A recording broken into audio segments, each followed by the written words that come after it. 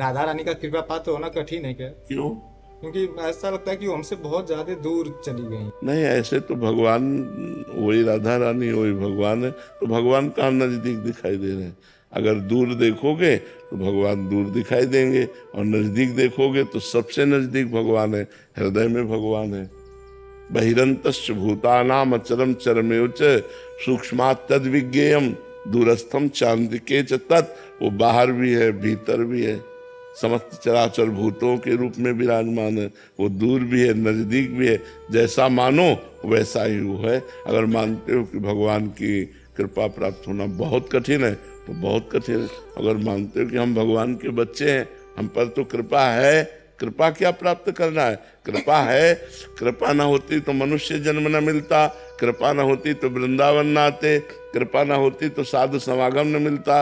हमारे ऊपर तो कृपा है, और हृदय नाच पड़े और खूब नाम जप करे तो कृपा में डूब गया। अगर निगेटिव सोचो, अरे वो तो बहुत दुर्लभ है, तो भोग सुलभ है, भोगों में लग जाओ। हमें पॉजिटिव चिंतन बढ़ाना है, निगेटिव चिंतन नहीं। अरे भगवान की कृपा, भगवान की कृपा तो है बच्चा, बिना कृपा के बैठे हो क्या यहाँ? अब मोहि भा भरोसा हनुमंता, बिनु हरि कृपा मिले नहीं संता।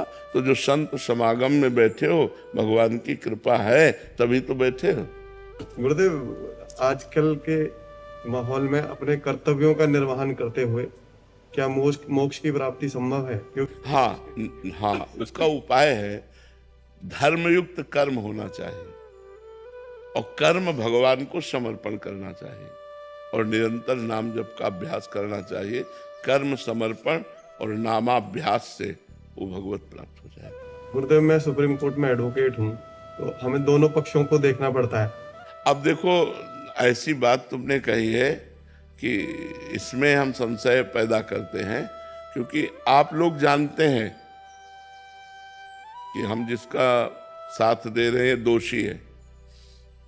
आपको पता, वो बताएगा, ना बताएगा तो रुपया बताएगा, जहां से ज्यादा रुपया मिलेगा तो रुपया बताएगा ना।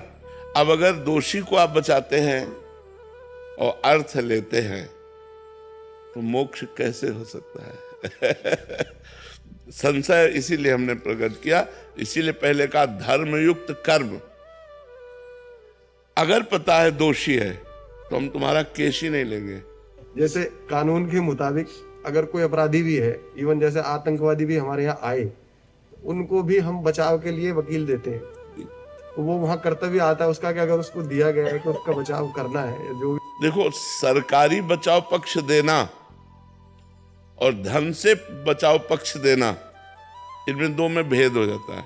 यदि आप सरकारी वकील हो और सरकारी वकील के अनुसार आपको बचाव पक्ष दिया गया है, तो फिर आपका कर्तव्य बनता है कि आपको जितनी वकालत है वो पूरी लगाकर उसको बचाने की कोशिश। लेकिन अर्थ के विषय में तो हम सावधान हो सकते हैं कि एक आदमी गलत का आचरण करके आपको 50 लाख देता है और एक 5 लाख भी नहीं दे सकता है। हमारे वकालत की सार्थकता होगी कि हम एक निर्दोष आदमी को बचा सके। कुछ होते जिनका पेशा होता है, जिनका कार्य ही होता है मुजरिम कोटि का, ऐसे लोगों का साथ नहीं देना चाहिए और धर्म से चलना चाहिए, तो भगवान कृपा करेंगे। नहीं तो बहुत मतलब धर्म का सूक्ष्म स्वरूप है, अपराध बनने में देर नहीं लगती ना। अच्छा, ये वकालत ऐसा खेल है कि इस खेल में मतलब समझ पाना बड़ा कठिन होता है। कोई अपने को वकील से दोषी नहीं कहता कि मैं दोषी हूं। अब वो क्या करे? अब वो उसका पक्ष अगर लेगा और कहीं निर्दोष को, तो धर्म बड़ा सूक्ष्म विषय है, फिर वो अपने को घातक हो जाएगा। वो रुपया, वो संग, वो वकालत, वो अपनी मानसिकता को, अपने परिवार को दुख देने वाली बन जाएगी। तो हम ये प्रार्थना करेंगे जहाँ तक हो सके तो बचने की कोशिश करें ऐसे धन से, ऐसे लोगों के पक्ष से जो हमारी बुद्धि को विकृत कर दे, जो हमें आगे चलकर अशांति प्रदान करें। हम धर्मयुक्त कोशिश करें। है तो बड़ा मतलब विचित्र इसमें कि हम किससे पूछे कि तुम सही हो कि गलत हो। हर आदमी अपने को सही ही साबित करता है, तभी वो वकील को अपने पक्ष में ले पाएगा। कोई बताता नहीं करते। हाँ, तो इसलिए भगवान का आश्रय लो, भगवान से प्रार्थना करो कि आपको सही मार्ग दिखाते चलें। अनुराग सिंह जी, प्रयागराज से। राधे राधे प्रभु जी। राधे राधे महाराज जी। महाराज जी, मेरा प्रश्न है कि जब हम किसी नए कार्य को शुरू करते हैं, जैसे कोई भी नया कार्य, पढ़ना हो, नाम जपना हो या अन्य कोई, तो शुरुआत में बहुत उत्साह और उमंग जोश रहता है, हम ये कर लेंगे कि और सफलता पा लेंगे, परंतु समय के साथ धीरे धीरे उसमें शिथिलता आने लग जाती है। उमंग, उत्साह धीरे धीरे बढ़ने के बजाय कम क्यों होने लग जाता है? हमारे पूर्व के जो अशुद्ध आचरण है वो हमारे उत्साह को क्षीण करते रहते हैं, और जो पवित्र आचरण है वो उत्साह को बढ़ाते हैं। तो हमें चाहिए भगवान नाम जप और बढ़ावें, जिससे हमारे पूर्व के अशुद्ध आचरण, जो अशुभ आचरण है, उनकी जो अधीनता है वही हमको असफलता की तरफ ले जाती है। तो ये असफल करने वाले अशुभ आचरणों की जो हम अधीनता स्वीकार किए हुए हैं, इससे जब तक मुक्त नहीं होंगे तब तक हमें सहज आनंद की प्राप्ति नहीं होगी, उत्साह हमारा प्रतिक्षण वर्धमान नहीं रहेगा। तो हमें खूब नाम जप करना चाहिए। आधा घंटा नाम कीर्तन का अभ्यास करो, बैठकर भगवान के मंदिर में या एकांत में नाम कीर्तन करो। नाम कीर्तन से पाप बहुत जल्दी नष्ट होते हैं। नाम संकीर्तनम यस्य सर्वपाप प्रणाशनम, सब प्रकार के अशुभों का नाश नाम संकीर्तन से हो जाता है। और कुछ स्तोत्रों का पाठ करो, जैसे गजेंद्र मोक्ष स्तोत्र है, राम रक्षा स्तोत्र है। इन स्तोत्रों के पाठ से हमारे अशुभों का नाश होता है। तो ले लो, गीता पृष्ठ से मिल जाते, छोटे छोटे बहुत से स्तोत्र हैं और बड़े महिमाशाली हैं। नारायण कवच है, इनके पाठ करने से बहुत जल्दी लाभ प्राप्त होता है। और थोड़ा संयम से रहो, ब्रह्मचर्य से रहो, पवित्र आचरण करो, तो अभी उत्साह आ जाए। उत्साह जो नष्ट हो जाता है वो अशुभ आचरणों से होता है, और शुभ आचरणों से उत्साह बढ़ता है। प्रतिक्षण हमारा अगर उत्साह बढ़ने लगे भगवान के नाम में, तो भगवत प्राप्ति हो जाए। सांसारिक कार्यों की तो बात जाने दो।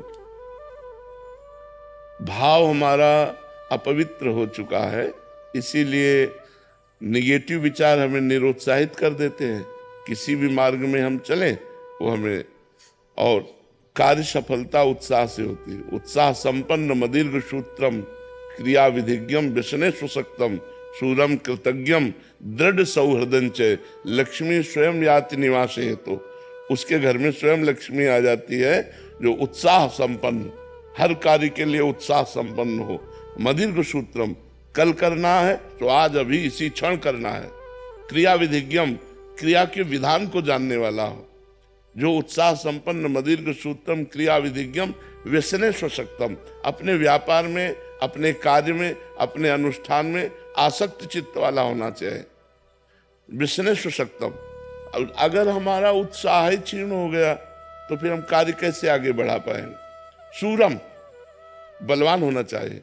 कृतज्ञम, उपकार करने वाले का कृतज्ञ होना चाहिए। दृढ़ सौहृदंच, सबसे हृदय से प्यार करना चाहिए, छल कपट नहीं करना चाहिए। तो कहते हैं लक्ष्मी मैया स्वयं उसके घर में पहुंच जाती है, अर्थात वो श्री संपन्न हो जाता है।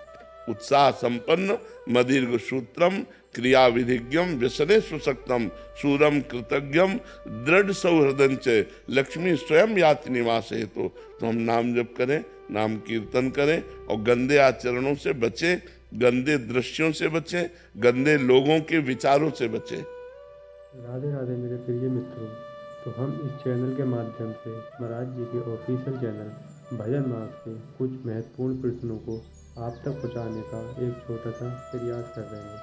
कृपया वीडियो को पूरा देखें। मैं आशा करता हूं कि आप निरंतर राधा नाम जाप का प्रयास कर रहे होंगे। राधा वल्लभ, राधे राधे।